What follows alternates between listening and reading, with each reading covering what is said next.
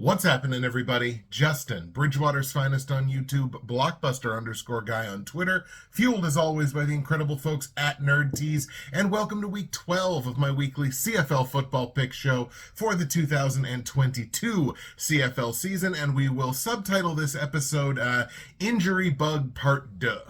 We got all kinds of teams who are dealing with not only injuries, but significant injuries. Not only significant injuries, but the most significant injury of the season, which we will talk about when we get to the BC Lions. Last week only pulled another 7-5 record for the second consecutive week. I'm not going to be overly upset about it because I gave almost everything back once again on the totals. My totals have completely cratered.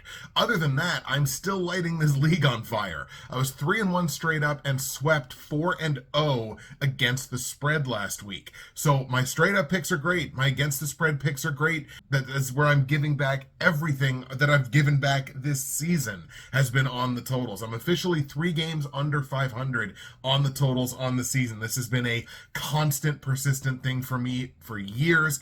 Trying to work on it. I know I've been saying that for a while. I am trying to work on it and I'm trying to get better. But we're down to 20-23 now on the totals this season. Obviously that can be fixed with one great week, which we're going to try to have this week. But look, 3-1 straight up has me 32-11. 4-0 against the spread has me 31-12. So straight up and against the spread, I'm still hard on fire in this league. And quite frankly, at 83-46 overall on the season, I'm not too worried. Not too worried in CFL fantasy either. Had myself an excellent week last week, topping the century mark for the first time in, I think the first time since week 5 or week 6, something like that. 103.9 points, and that was a fully balanced attack. Taylor Cornelius, the Edmonton Elks quarterback, was my MVP from last week. 208 passing yards, 2 touchdowns, no picks, 5 carries for 47 yards, so added almost 5 points in the rush game. Good for 21 points, but I had no roster spot on my roster last week that scored less than 12.5 points. So it was a very balanced attack across the board. Nobody lit the world on fire, but it was good enough to get me to over 100 points. And I did that by being a card counter at the blackjack table, especially when it came to the running back positions, grabbing low-cost value running backs instead of the big, pricey names, which allowed me to invest more in my wide receiver core, which was really the meat and potatoes of what got me to my 100-point week. I think you might see that again this week. We sit at 928.4 points on the season overall. Good for 12th place in the official Atlantic Schooners CFL Fantasy Football League. The leader is up a bit over 1,000 points at 1,019, which means I did actually gain by almost 20 points on the team in first place. So the top of this pool is starting to constrict a little bit. I now trail first by 91.2.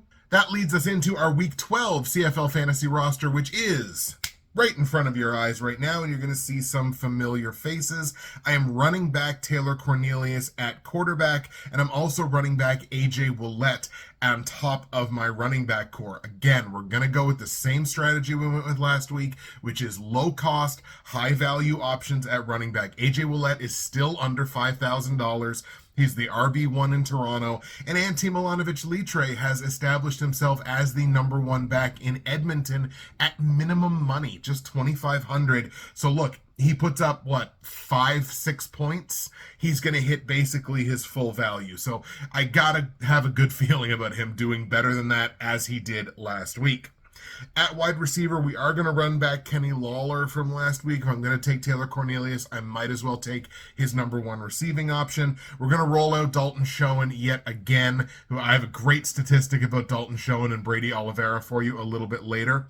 And in my flex position, Kyron Moore, who should be making his season debut this week. I am a massive Kyron Moore fan, so I knew the second that he was available, he was going to be in my roster. Now, he does still have the injury tag on him, so if he doesn't play in this game for some reason, I have more than enough money to pivot off of him. This could be a spot for a Brady Oliveira. This could be a spot for a Tim White, who had a monster performance last week. So there are options here, but if Kyron's in the game, Kyron's in my roster. Our Week 12 slate of games looks like this. The Montreal Alouettes are on the bye this week. We got the Calgary Stampeders in Winnipeg taking on a Blue Bombers team that's been sitting on their first loss of the season for 2 weeks. We've got Hamilton and Toronto running it back again, this time in Toronto. Ticats on the road. We've got Saski in BC to take on the Lions, and Ottawa in Edmonton to take on the Elks. Those last 2 games, rematches from last week. Little pressed for time today, so we're going to try to fly through these as quick as we can. Let's start in Winnipeg for that Stampeders Blue Bombers matchup.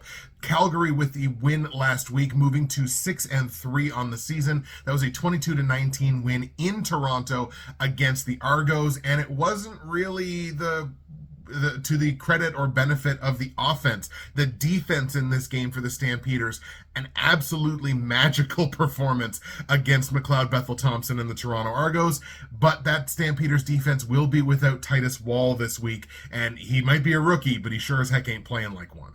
The Stampeders will be on the tail end of back-to-back road games here, having played in Toronto last week. And once again, the defense was the story for that team last week. 5 sacks of McLeod Bethel-Thompson. They also generated 3 turnovers, which included a 62-yard pick 6, which cut the deficit in that game. Toronto was leading by 9. That cut Toronto's lead to 3 and genuinely completely turned the tide of that football game. So they had that pick 6, and it also included the game-sealing strip sack right at the end of the game on McLeod Bethel-Thompson. Calgary takes over. That sealed the win for them. The defense threw up a virtuoso performance last week. And here we come to our first of multiple quarterback, I don't know if it's controversies, but it's certainly situations. Bo Levi Mitchell pulled in the second half of this game, just before the second half of this game, in favor of Jake Maier. Now look, I've been singing the praises of Jake Maier for quite some time. I think he's good enough to be a starting quarterback in this league, on multiple teams in this league. Now, in the game, he did very little to steal the starting quarterback position. They've been exceptionally competitive with the Blue Bombers in 2 games this year, and I thought they're going to go back to Bo because I think Bo knows how to beat this team. It looks like they're probably going to go with Jake Maier, so it's ballsy to make this quarterback change given the context. I think Jake Maier is the key to the Stampeders having the most success during the back half of the season. That's just my personal opinion. I reserve the right to be wrong on something like that. That's how I feel about it. We'll have to see what happens this week.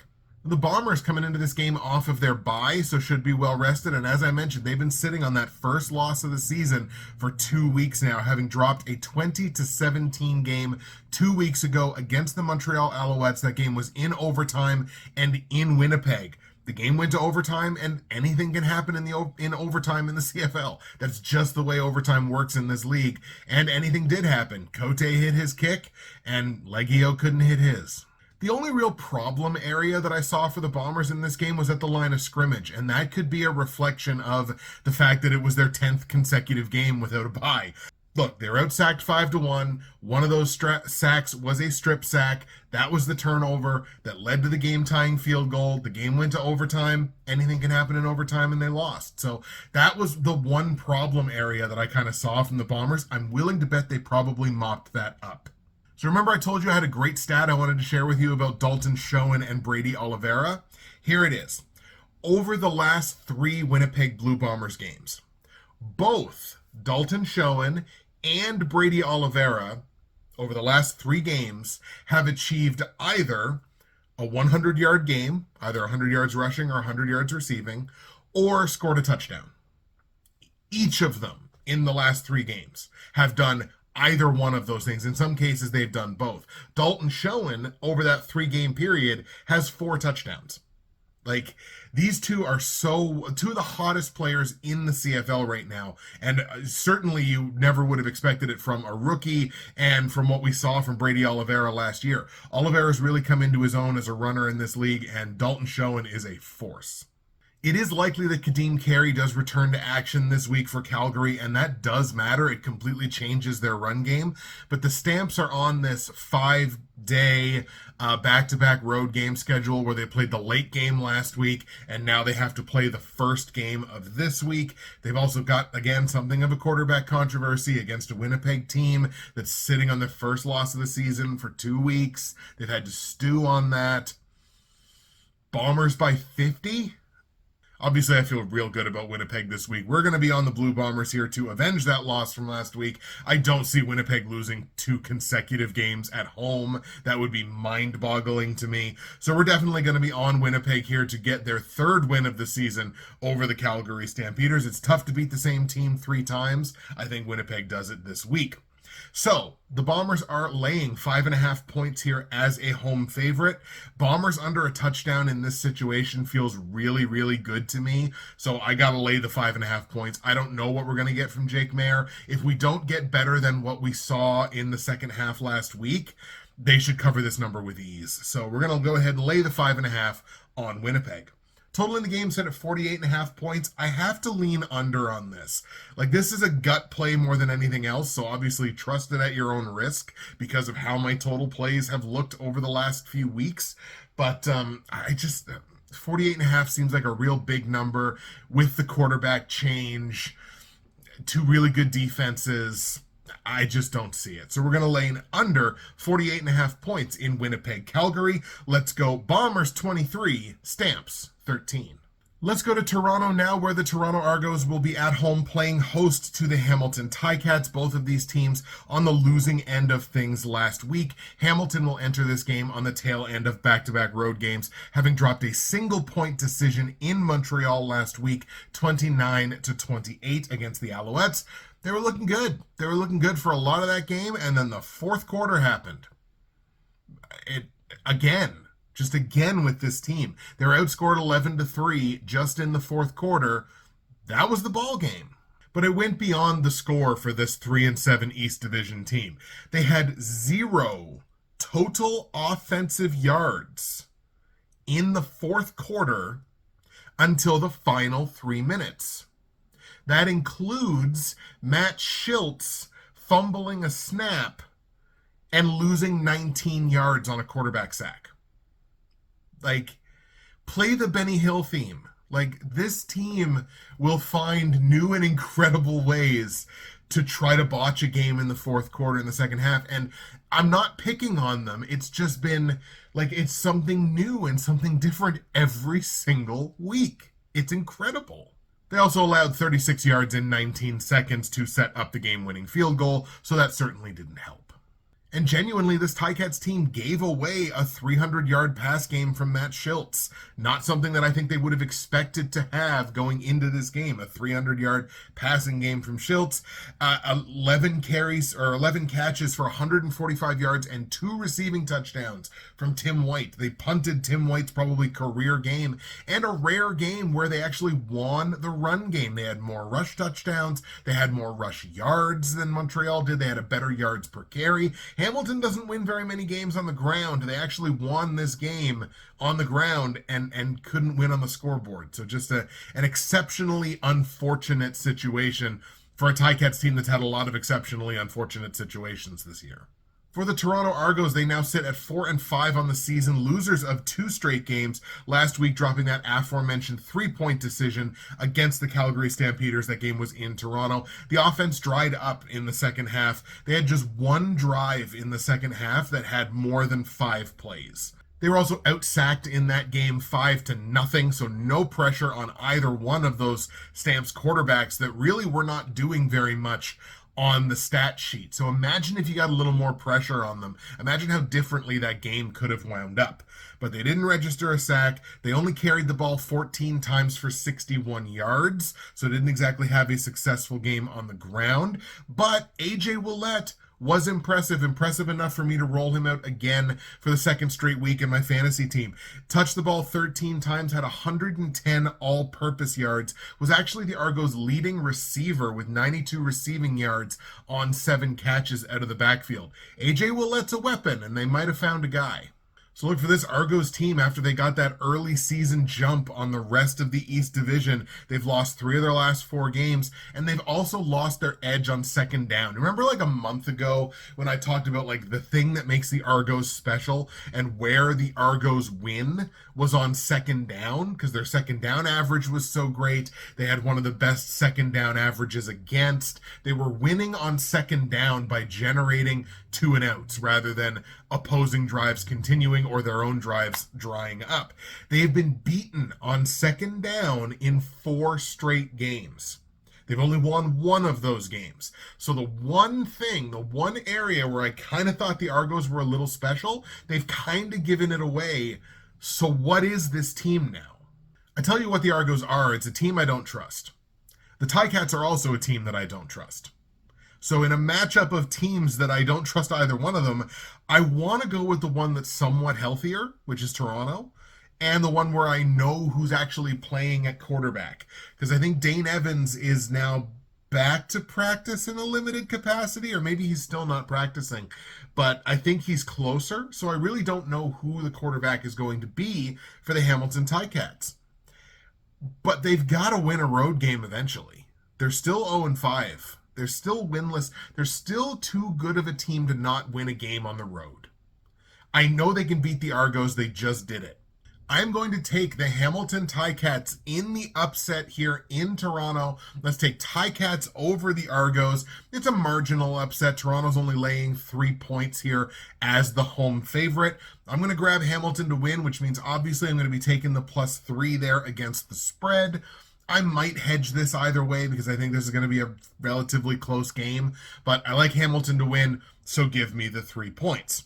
Total in the game set at 48.5. This one I'm going to go over on, whereas in the previous game, it was 2 really good defenses. In this game, it's unreliability kind of all over the field, and between these 2 teams they've gone over in 5 of their last 6 games combined. They're also combined 11-8 to the over this year. So let's go over 48.5 points in Hamilton, Toronto. We're going to go Ticats 27, Argos 24.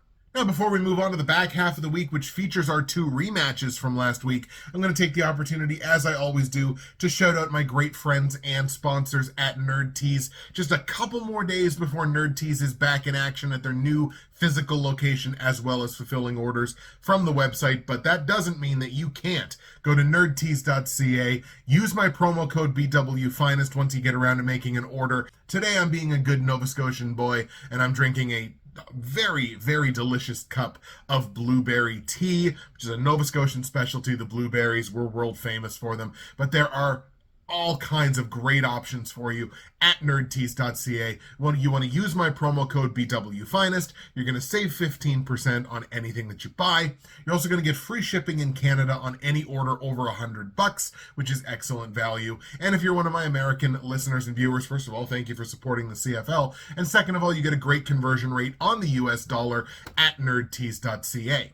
Use the promo code, get the free shipping, save the 15%, find yourself something to love, or find someone you love something to love. You can do it on nerdtees.ca.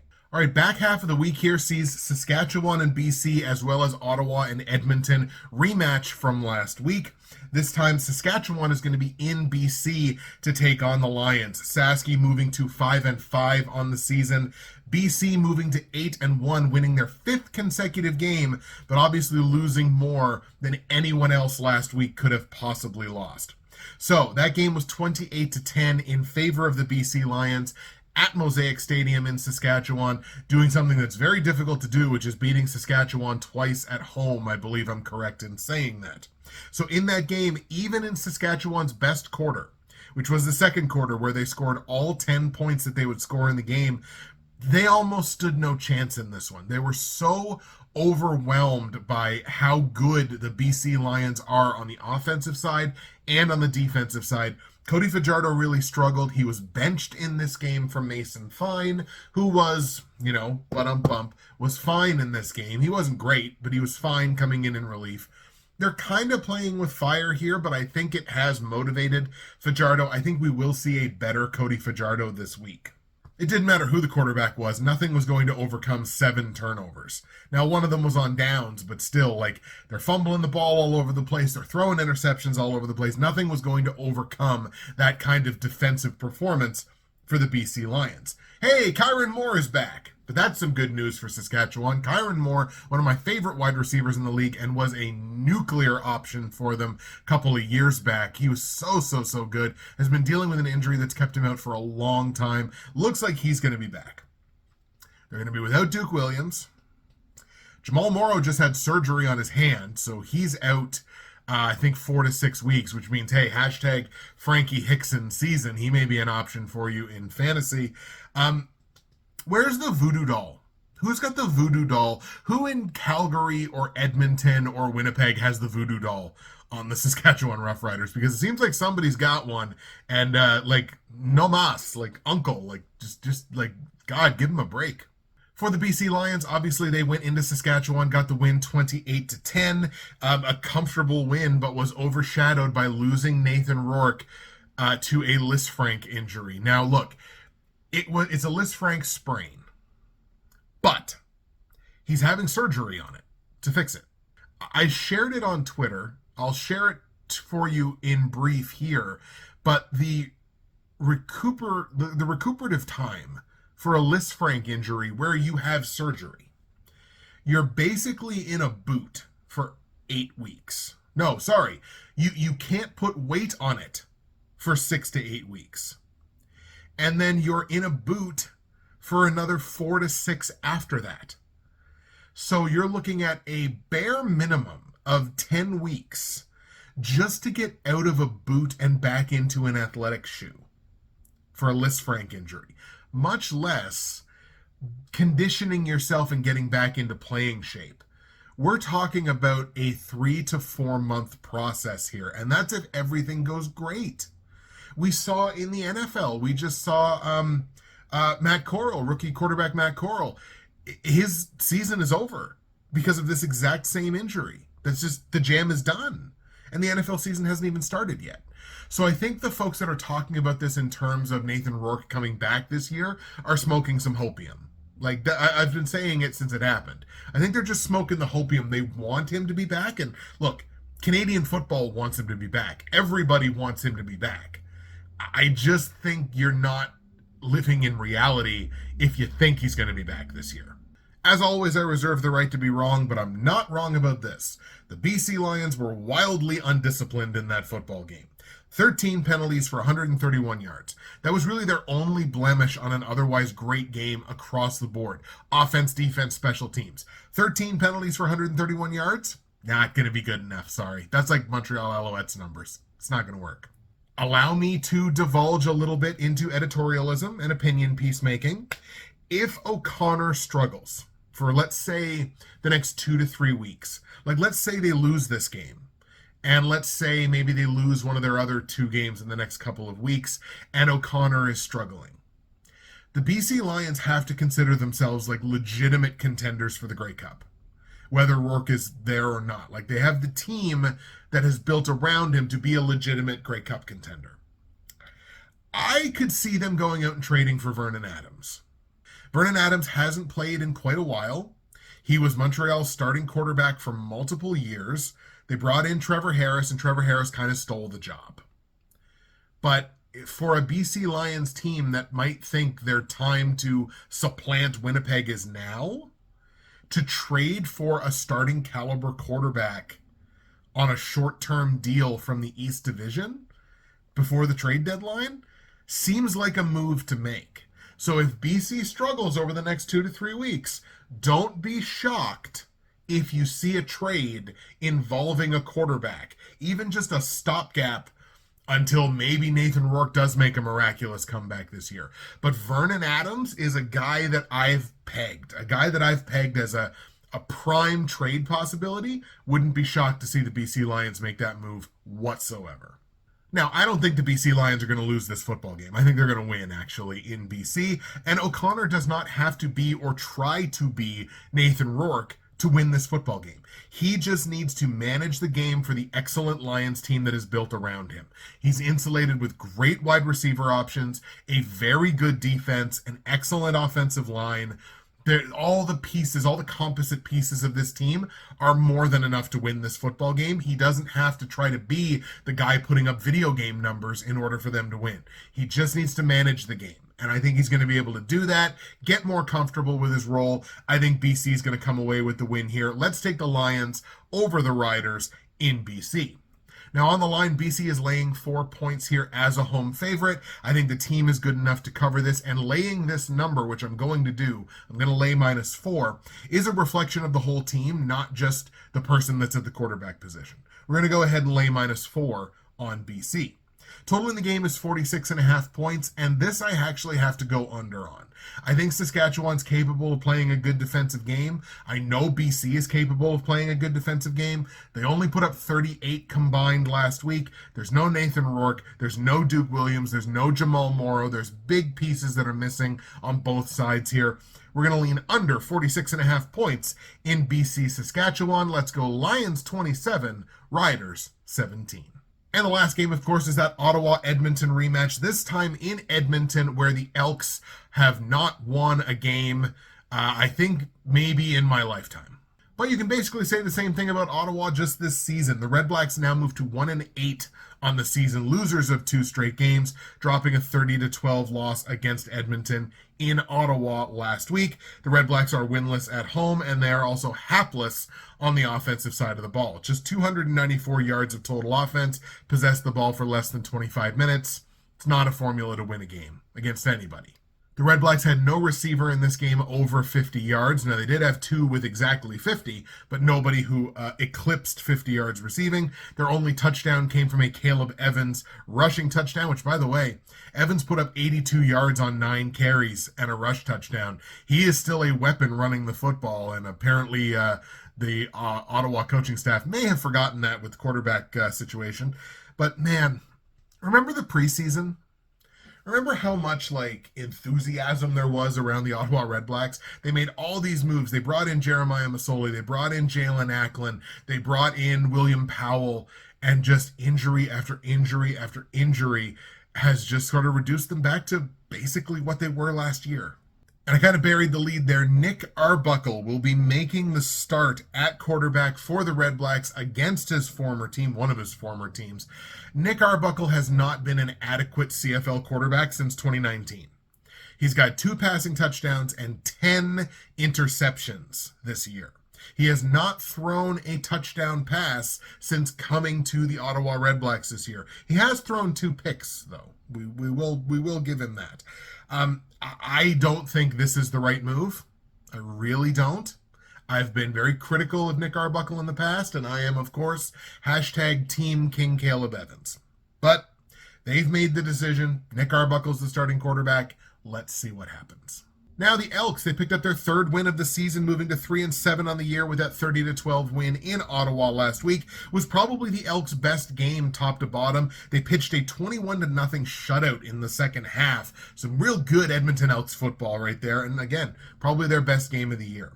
Taylor Cornelius. So, I was very critical of him early in the game, as my Twitter feed will tell you. I posted where he had, I think, 1.6 fantasy points, and I believe what I said was never again with the facepalm emoji. But he played a clean game, 2 touchdowns, no picks. He ran the ball well, 47 yards on 5 carries, and had his 2nd straight game of at least 250 all-purpose yards. He's been very useful for fantasy over the last month or so, and he's been useful for his team. Those are numbers that can win football games against certain competition. Happens to be the competition they're playing this week. There's no fooling me on this Elks defense. This Elks defense is not that good. They should have given up 20-some points last week, but they only gave up 12 because Ottawa could not do anything in the second half. So there's no fooling. This defense isn't that good. It was a reflection of the offense they were playing. They also had 103 yards in penalties. 85 of them came on special teams. So that's on coverage and returns. Can't happen because that's just pure field position. Pure starting field position. If you're going to take penalties, man, you can't take them on special teams. And hey, Ante Milanovic-Litre, I talked about him a little bit before. He's in my fantasy roster again this week. 15 touches, 65 all-purpose yards. Found the end zone for a rush touchdown. I believe his first touchdown since week 2. Maybe. I think I remember seeing that somewhere. He's establishing himself, and it looks, James Wilder's not going to be back here anytime soon. So unless you think Malik Irons is going to steal his job, it's probably Milanovic-Litre's backfield moving forward. Both teams are going to be missing some firepower, or likely going to be missing some firepower coming into this one. RJ Harris is not likely to play for Ottawa, and Manny Arsenault is not likely to play for the Edmonton Elks. The dog paid off last week, because obviously, like, Edmonton went into that game as a 4 or 4.5 point underdog for some reason and won the game outright. But now is the time for the Edmonton Elks to finally slay this dragon and win a game in front of their home fans. Once they do, support for this team's going to pick back up. I was having a conversation with my friend Morgan, who lives in Edmonton, and I genuinely think support for the team is going to pick back up. They just got to win a game in front of their own fans, man. I think that's what's going to happen this week. Let's take the Edmonton Elks at home to beat the Ottawa REDBLACKS for a second consecutive week. Now, on the line, Edmonton is laying 3.5 points here as a home favorite. This line stinks. I hate this play either way. If you want to lay the juice, if you don't want to lay the juice, I hate it. Unless you think Ottawa is going to win outright. Then, plus 3.5 makes sense. But it's a bad hedge. It's a bad lay. I'm going to hold my nose hard, maybe with both hands. And I'm going to lay the 3.5 points on Edmonton. Total in this game is 48.5, like 2 of the other games this week. I've got to stay under on this. I'm under on 3 of the 4 games this week. Maybe hashtag under season really is here. They only scored 42 last week. As I said, both teams are going to be missing some playmakers. So I think I got to lean under on this because it's the quote-unquote biggest number of the week. Let's stay under 48.5 points in Edmonton, Ottawa. Let's go Elks 23, REDBLACKS 16. There you go, folks. Those are your picks for Week 12 in the CFL Injury Edition Part 2. Let's go over them here with you one more time. I got the Winnipeg Blue Bombers beating Calgary in Winnipeg by a score of 23-13, laying the 5.5 points on the Bombers in a game that stays under 48.5 points. I got the Hamilton Ticats upsetting the Toronto Argos in Toronto by a score of 27-24. I'm going to take the 3 points on Hamilton because I like them to win outright in a game that goes over 48.5. I got the BC Lions in BC beating Saskatchewan 27-17. I'm laying the 4 points on the BC Lions in a game that stays under 46.5 points. First game in the post-Nathan Rourke era. And I got the Edmonton Elks at home getting their first home win in forever by beating the Ottawa REDBLACKS 23-16. I'm going to lay the 3.5 points on the Edmonton Elks in a game that stays under 48.5 points. I got to get on a work call, so I'm going to cut it off there. Thank you so much for watching. That's it for me, Justin, Bridgewater's Finest on YouTube, Blockbuster_guy on Twitter, fueled as always by the incredible folks at NerdTees. Hopefully hashtag underseason is here so I can get back in the good graces of the over-under gods and try to get myself back to 500 here. Enjoy the games in Week 12. We'll see you again for Week 13, and keep your eyes peeled, because I got myself a little announcement coming up in a little bit about the NFL show, which is upcoming this year. Stay tuned for that, and we'll see you next week.